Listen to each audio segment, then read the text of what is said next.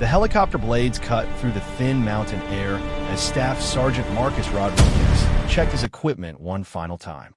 The UH-60 Black Hawk carried 8 members of SEAL Team 7 deep into the rugged terrain of eastern Afghanistan, where intelligence reports indicated a high-value target had taken refuge in a remote compound. The mission briefing had been straightforward: extract or eliminate Khalil Ahmad, a Taliban commander responsible for orchestrating attacks against coalition forces across the region. Rodriguez glanced at his team members, each lost in their own pre-mission rituals. Petty Officer Jackson cleaned his rifle scope with methodical precision, while Chief Williams reviewed satellite images on his tactical tablet. The youngest member, Petty Officer Thompson, sat quietly, his hands steady despite this being only his 3rd combat deployment.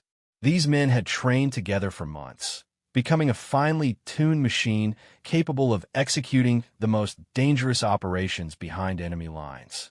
The pilot's voice crackled through their headsets, announcing they were approaching the landing zone. Below them stretched an unforgiving landscape of rocky peaks and narrow valleys, where every shadow could conceal an enemy position. The compound sat nestled against a cliff face, its mud brick walls blending seamlessly with the surrounding terrain. From aerial reconnaissance, they knew the structure contained multiple rooms and courtyards with several potential escape routes leading into the mountains. As the helicopter descended toward a flat area roughly 200 meters from the target, Rodriguez felt the familiar surge of adrenaline that accompanied every mission. He had led dozens of similar operations over his 10-year career, but something about this particular assignment felt different. The intelligence seemed too clean, too convenient. Khalil Ahmad was known for his cunning and paranoia, rarely staying in one location for more than a few hours. Yet satellite surveillance showed he had been at this compound for 3 days. The Black Hawk touched down with barely a whisper, its crew chief quickly lowering the rear ramp. The SEAL team moved out in perfect coordination, their night vision goggles casting the world in an eerie green glow. Rodriguez took point, leading his men across the rocky terrain toward their objective.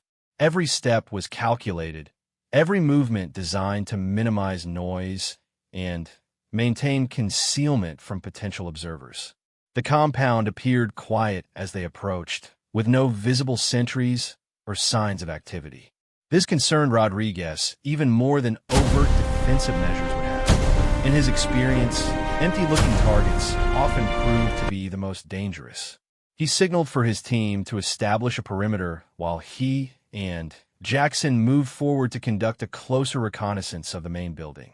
Through his scope, Rodriguez observed the structure's layout, noting the placement of windows, doors, and potential cover positions.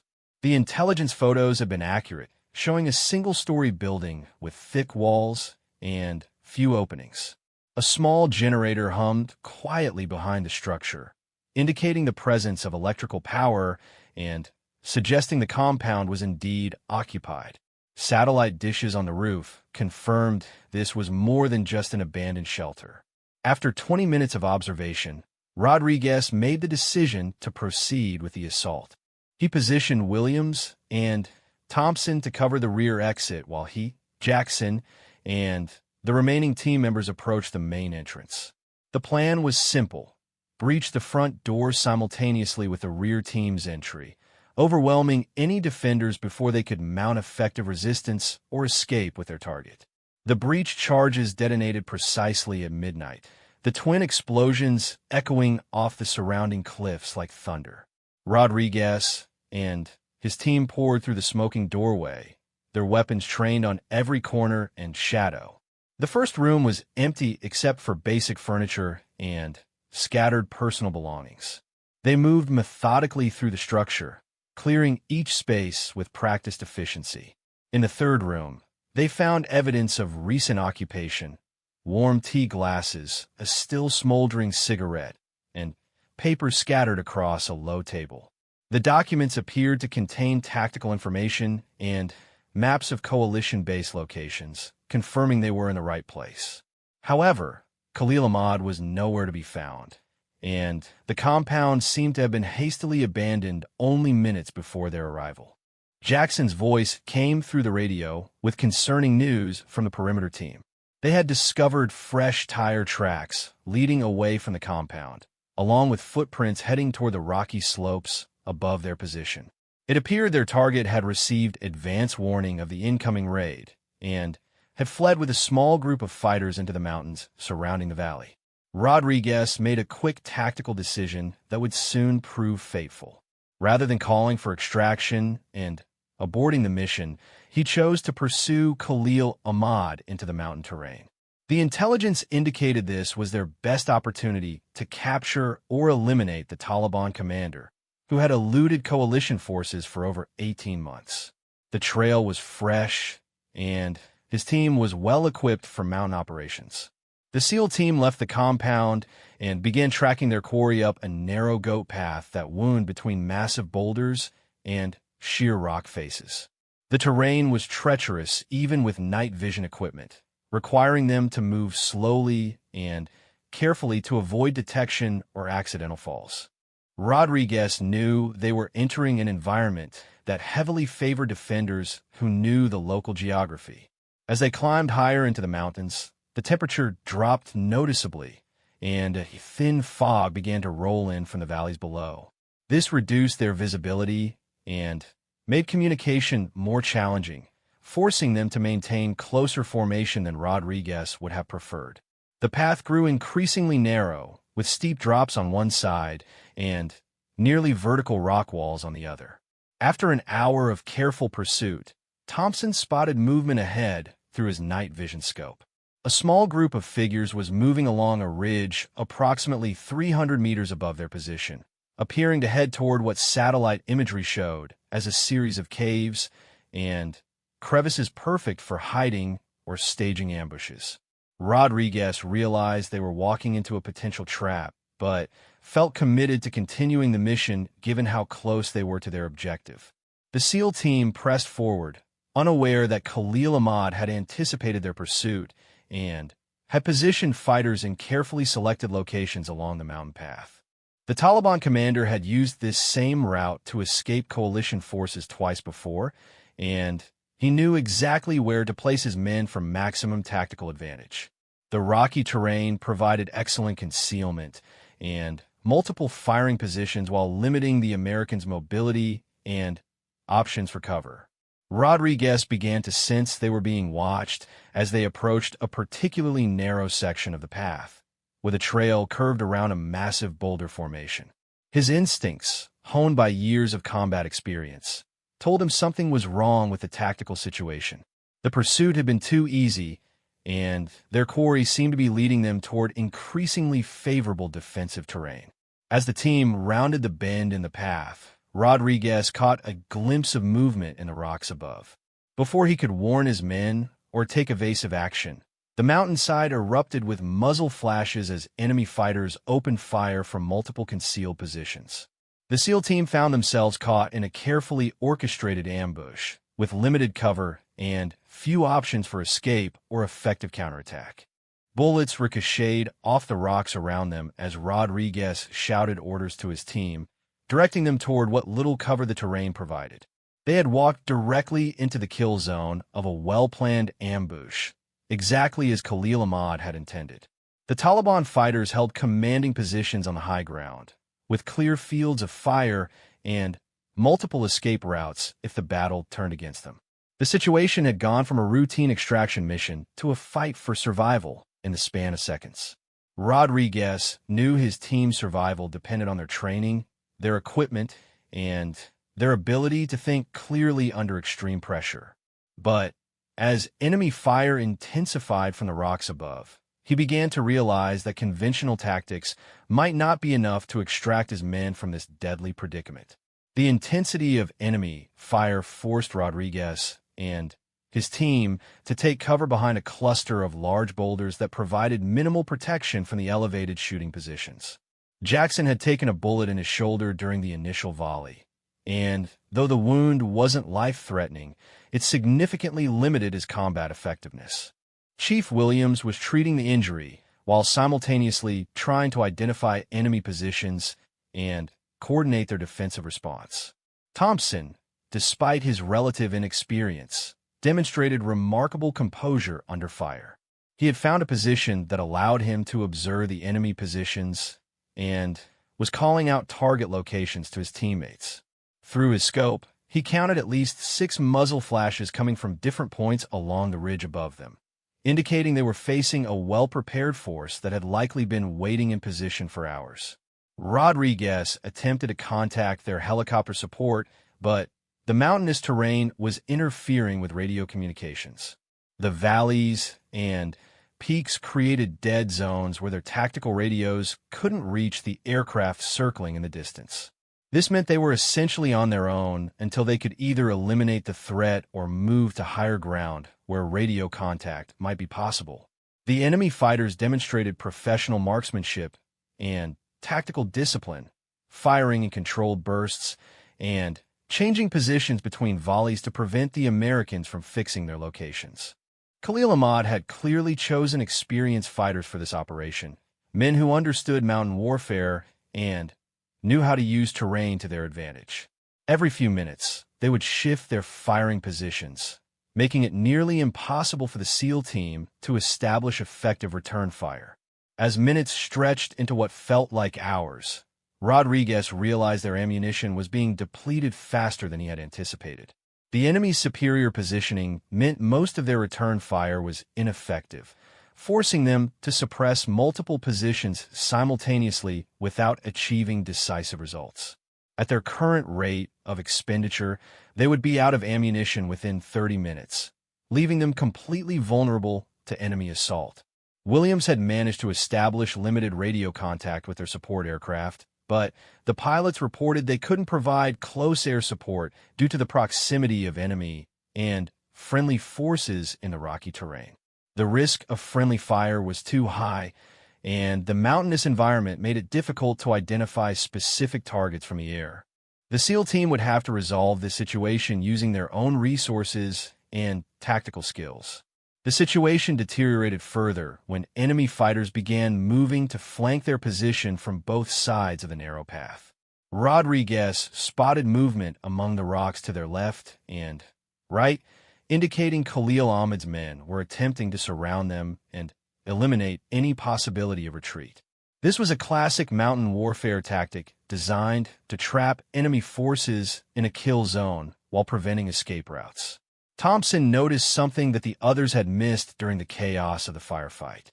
Among the enemy positions, one location seemed to be directing the others, with a figure occasionally visible who appeared to be coordinating the ambush.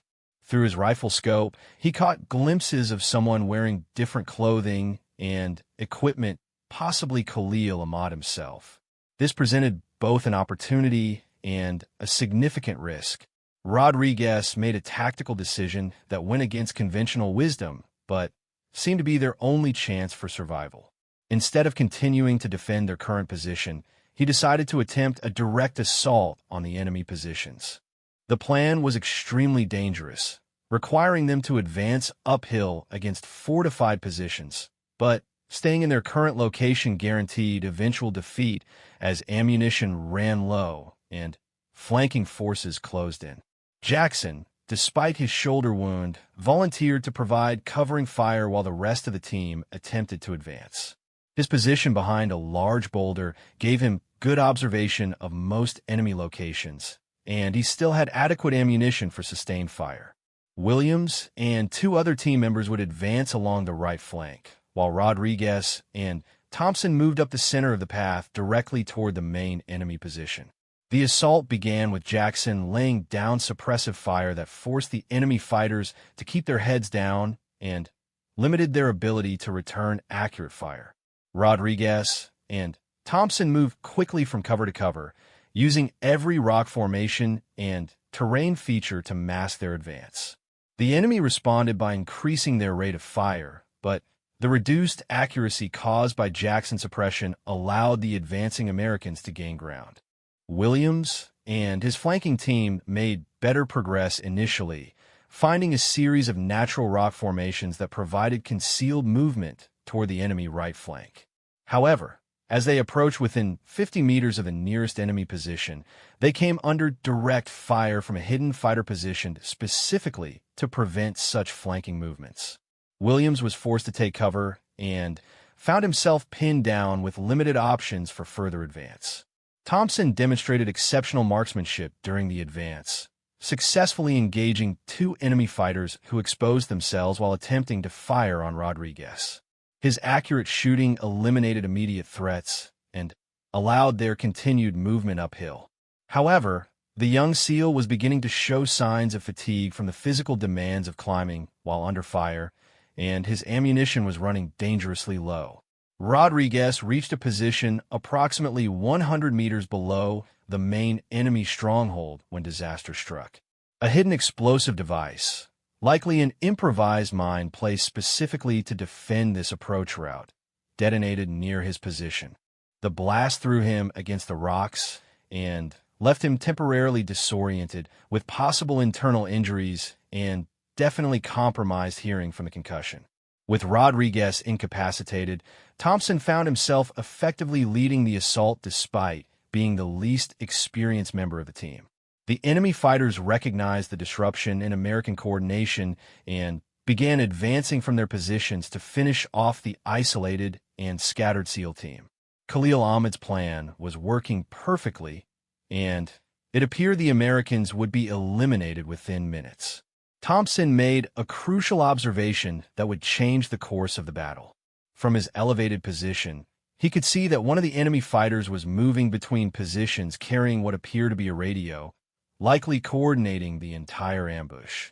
This individual was using a specific route through the rocks that briefly exposed him to fire from Thompson's location, but only for a few seconds during each movement. The young SEAL realized that eliminating this coordinator might disrupt enemy communications and potentially cause confusion in their ranks. However, the shot would be extremely difficult, requiring precise timing and accuracy at a range of nearly 200 meters through challenging mountain conditions. Missing would not only waste precious ammunition, but would also reveal his position to enemy fighters who hadn't yet located him. Jackson, despite his injury and the chaos around them, noticed Thompson's preparation for the difficult shot. Through hand signals, he indicated he would provide additional suppressive fire to mask the sound and muzzle flash of Thompson's rifle.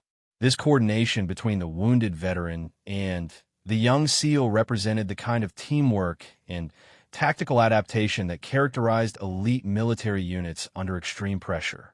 As Thompson steadied his rifle and prepared for what might be the most important shot of his career, the situation continued to deteriorate around them. Rodriguez remained unconscious from the explosion. Williams was pinned down by accurate enemy fire, and Jackson was weakening from blood loss despite his efforts to maintain covering fire. The success or failure of Thompson's shot would likely determine whether any of them survived the next few minutes. The enemy coordinator appeared briefly between two large rocks, exactly as Thompson had predicted. The young SEAL controlled his breathing, calculated for wind and distance, and slowly squeezed the trigger. The shot rang out across the mountainside, seemingly lost among the continuous sounds of battle. For several seconds, nothing seemed to change, and Thompson feared he had missed his target completely. Then, gradually, the pattern of enemy fire began to shift. The coordinated volleys became sporadic and disorganized. Individual fighters seemed uncertain about their orders and began firing independently rather than as part of a unified effort. Thompson's shot had found its mark, eliminating the tactical coordinator and creating the first real opportunity the SEAL team had experienced since the ambush began. The disruption in enemy coordination created exactly the opening Thompson had hoped for, but he knew they had only minutes to exploit this advantage before the Taliban fighters reorganized under new leadership.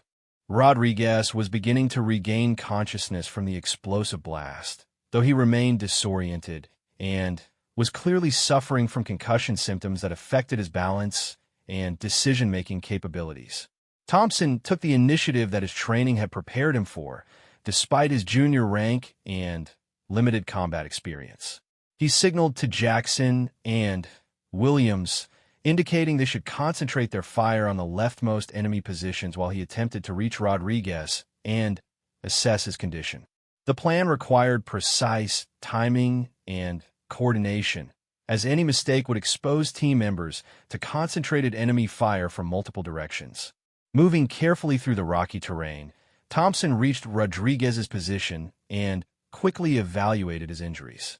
Besides the obvious concussion effects, the team leader had sustained cuts from rock fragments and possible rib damage from being thrown against the boulder. However, he was conscious and able to communicate, though his responses were slower than normal and indicated significant disorientation.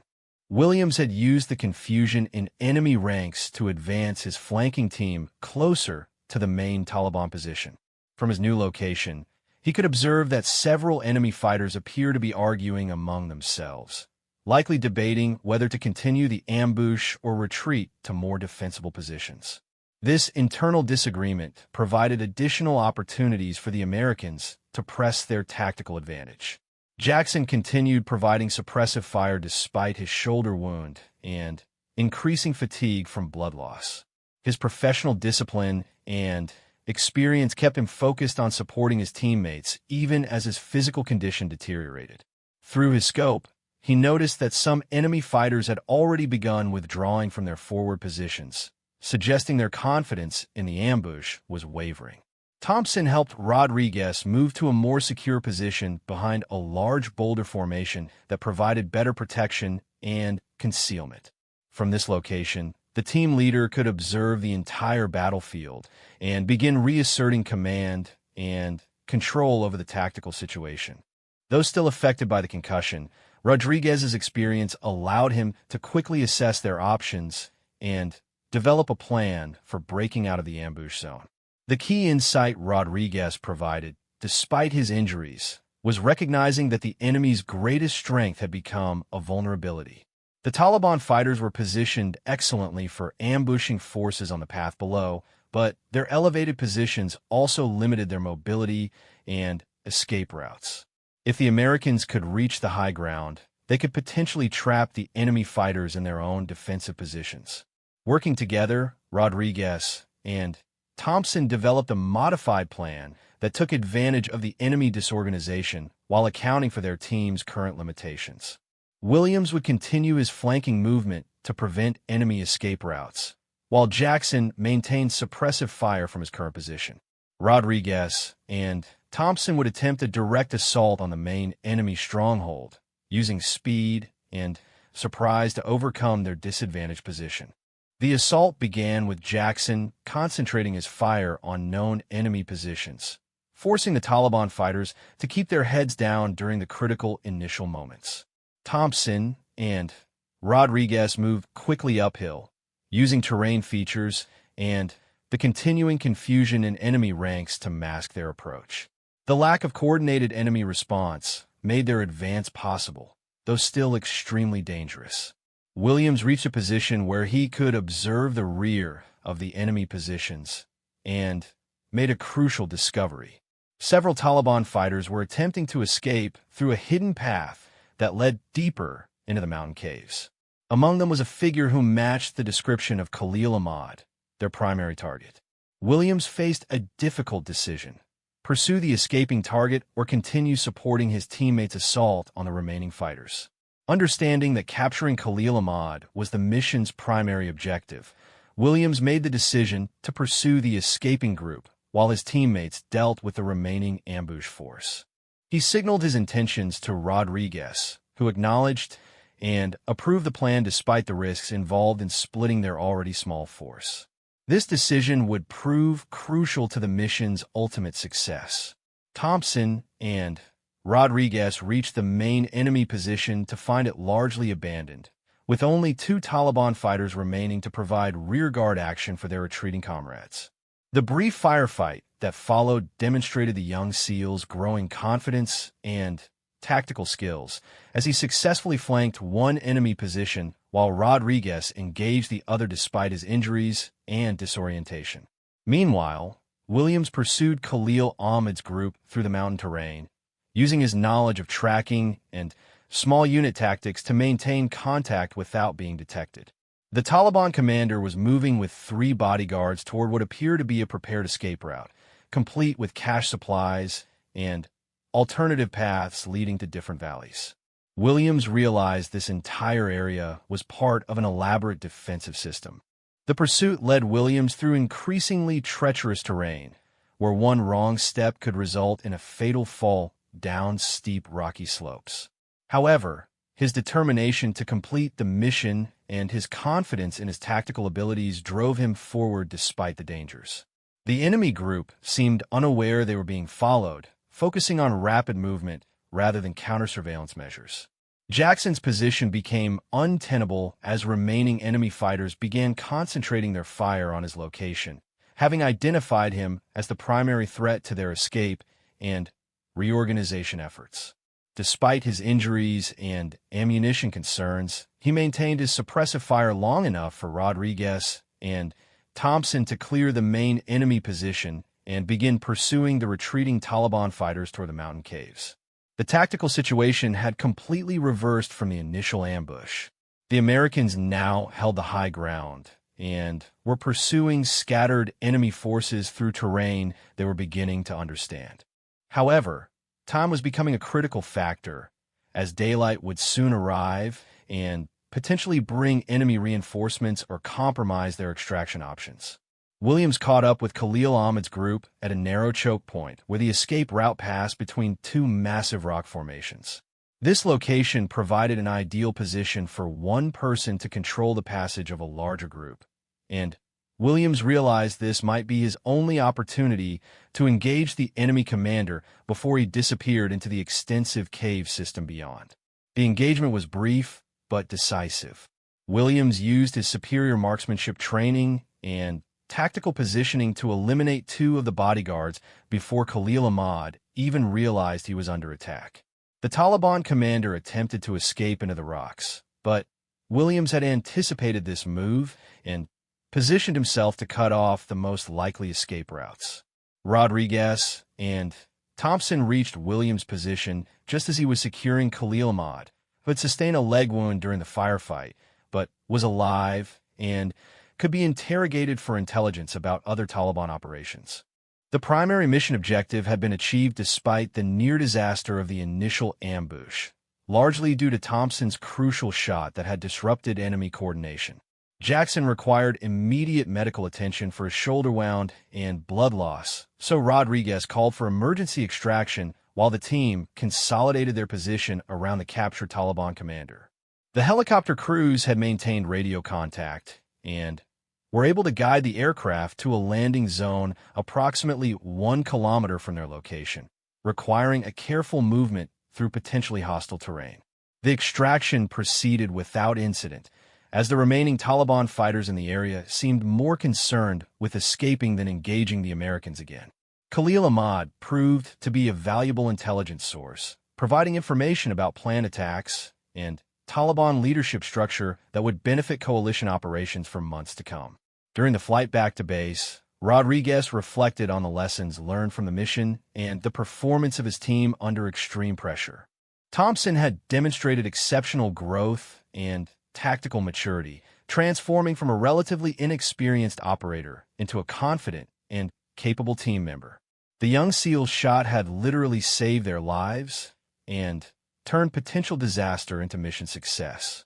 The after-action review would highlight several key factors in their survival and success. The importance of individual initiative when command and control breaks down, the value of precise marksmanship under pressure, and the necessity of tactical flexibility when standard procedures prove inadequate.